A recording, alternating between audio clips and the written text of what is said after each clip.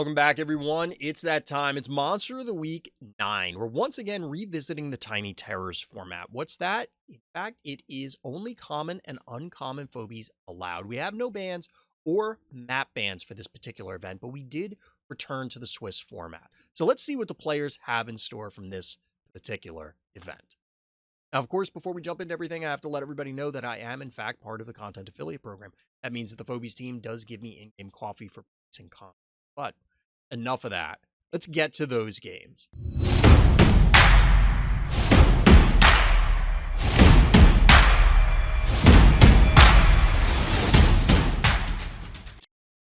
All right, here we are. Round 1. We have a regular in Potenza 2, but some new faces in Blueface Baby.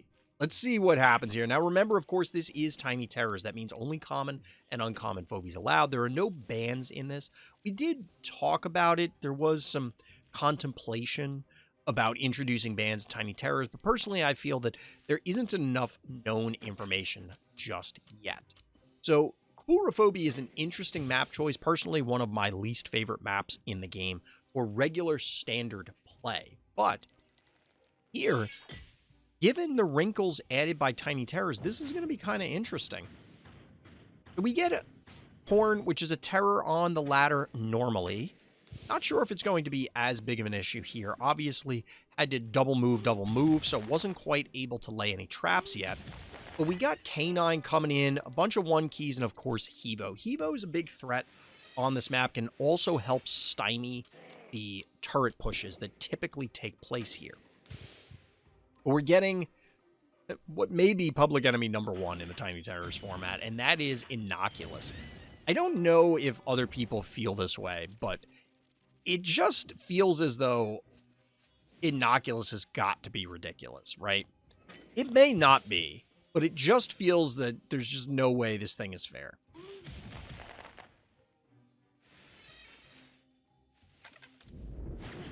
We get a clear out here on Tickles. We'll see where the Canine ends up, because you're going to get a little bit of free damage onto that Hevo. Electric Hat to follow it up. I do like this. I mean, it's the only 3-ranger. It's true. It's the only 3-ranger available, because, of course, Chuck and Jar are no-goes, Attractor and Repeller as well. Getting the takedown, but Potenza backing off, adding Cassowary to the team. Still fairly tanky. So if you think about it, our orange players team is not only not tanky, they are somewhat of paper cannons, but it's also a lower quantity.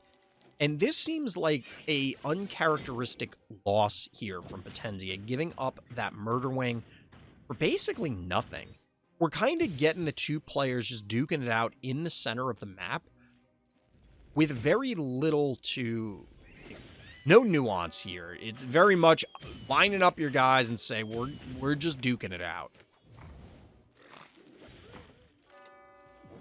Now, due to all of that, there was this takedown here onto the Corn. As mentioned earlier, no real time to set up traps. Panic point advantage orange, but the Thunder Rocks does represent a significant threat to both the Hevo as well as the Innocuous. What is our orange player's response? Ooh, a Minotaur. This is something that I think needs to see more play in standard play. However, it has shown up a few times here in Tiny Terrors. Absolutely can wreak havoc. It just feels like some of these melee phobies can actually have the opportunity to make something happen, more so in Tiny Terrors than they can in regular play.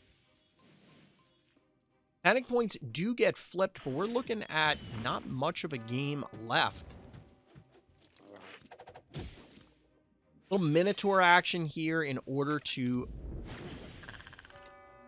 eliminate.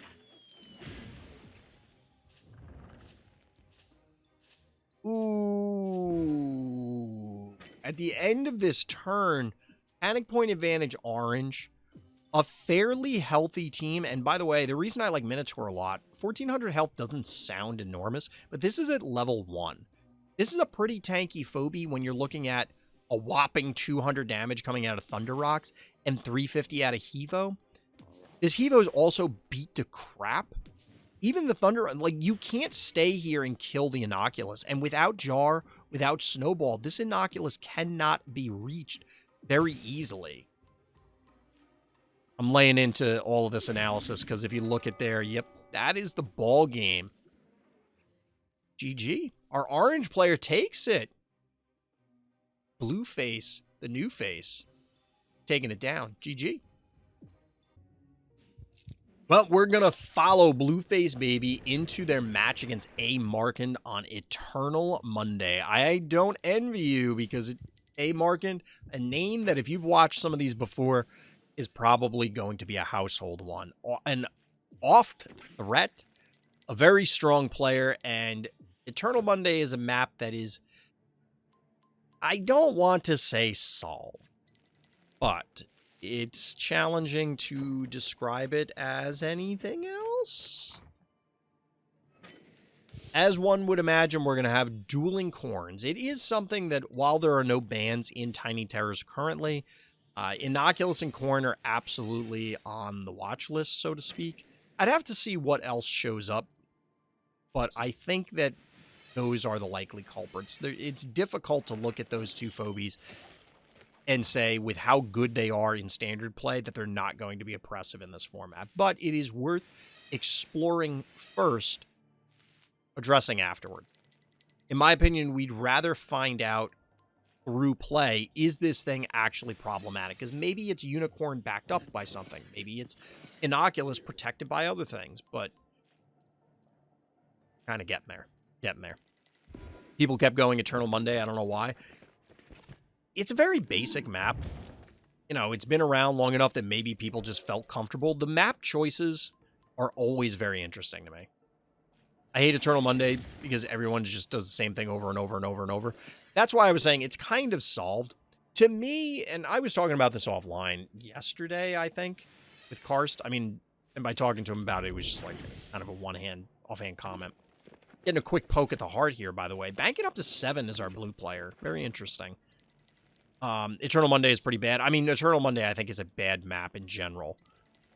But the reason I don't personally feel that a quote-unquote solved map is the end of the world, because there is execution. There's an execution level of you need to do certain things to ensure that you're actually, which, by the way, I don't like this play at all from our blue. They banked up to 10 also. I have no idea why. High Five and Barzilla are the only things that cost in that range. But yeah, this is going to be a dead Inoculus. That's 6 keys for, like, nothing. And you get the Klepto backup. Yeah, that one's tough. Like, I can appreciate the aggressive play, but I don't think there was any way that that was not going to go down like that.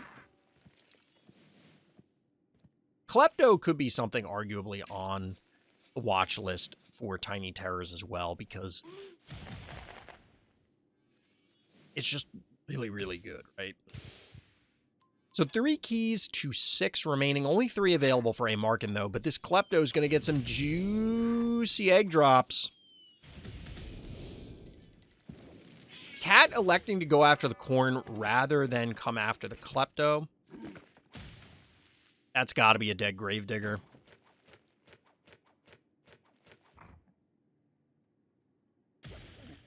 Oof. Oof. That's a yikes. Frosty is common, trust me. Yeah. Sure, pal. I think you've been hanging out with Lippy too much. Have you been drinking the fluid out of the jar again? At this point, I mean, you can see the game's over in one turn, but there's...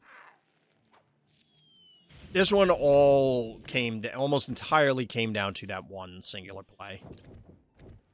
Wooly Bully!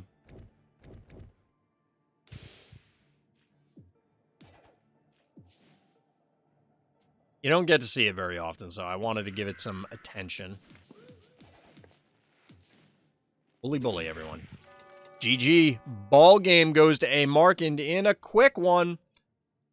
Let's take a look at round 3. All right, round 3 of Monster of the Week 9. A Mark and Ninkuro undefeated coming into this round. So this is going to decide our winner. Shocker that we're finishing with this game. I know. Everybody else is. Gasp. Surprise. 17-turn game once again on Eternal Monday. I wanted to use Wooly on all my matches, but I really only got to use it fully on the second match. Did it do well? That's kind of interesting. All right, Master Dark, have a good night. Thanks for hanging out. Ninkuro going with the more standard opener, breaking the block, or what's become the more standard opener. Following up, of course, with Innocuous, as we saw in the last couple of games. Yeah, seems to make sense. Dueling Inoculi. Innocuous, something like that. The notification thing, and it ended a while ago. For people that are curious, this is, of course, on the live stream. You can find the link for that, my Discord, where you can find out about more events, in the description of this video by the like and subscribe button. Trying to hit them 1,000 subscribers. Help me out. Oh, no. Is this the game? Hey, Markin, no! Not like this! Not like this! That's, like, that is just literally the game. A momentary lapse where they clearly forgot the cooldown. It's a big oof moment, chat. That is a yikes.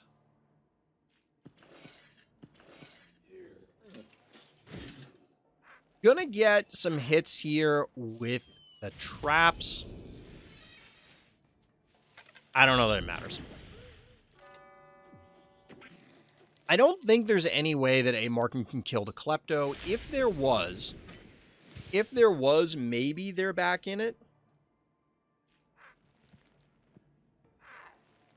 But this definitely just feels as though A Markin must have lost track of the cooldown, and then as a result, it's kind of the game.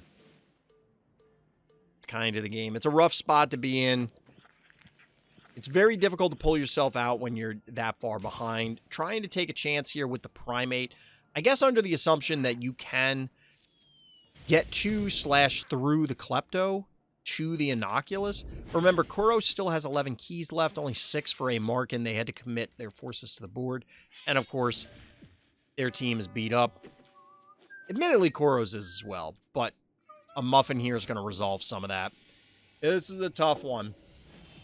Phobies is very much a game that can swing, completely turn around on singular plays such as the one we saw.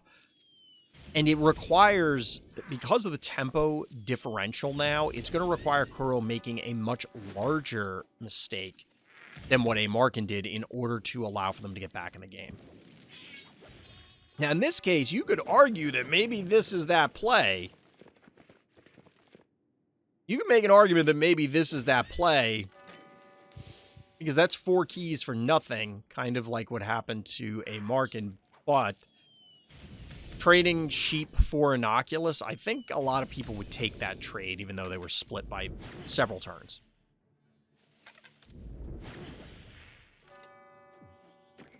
Ooh, we're going to get a Wiggy follow-up. Obviously going to body block out here so that the Thunder Rocks cannot connect to the Innocuous. Panic point advantage in favor of our blue player, but it's a tough spot. With Thunder Rocks actually booking it for the healing spa. Blinky coming in. It's tough because Wiggy represents so much damage. And of course, basically all 4 Phobies could collapse on something, and they would probably annihilate whatever A Markin had exposed.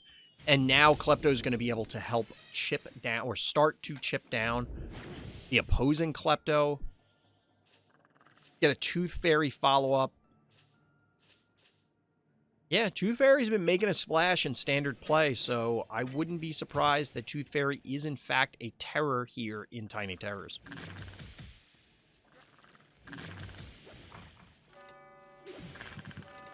Markin sees the writing on the wall. GG. Congratulations to Kuro. So congratulations to all of our Monster of the Week competitors. Of course, congratulations once again, Kuro, for taking the whole thing down. If you're interested in Phobies tournaments, all of which are, of course, run at level 1, then hit up the Random Slots Discord. The link for that will be in the description of this video. Like I said before, the like and subscribe button definitely help me out. Go ahead, click those buttons. Help me out. Help me out. Trying to hit 1,000 subscribers. That's going to do it for now. So as always, everybody, thank you for listening. Thank you for watching. Tune in next time for more.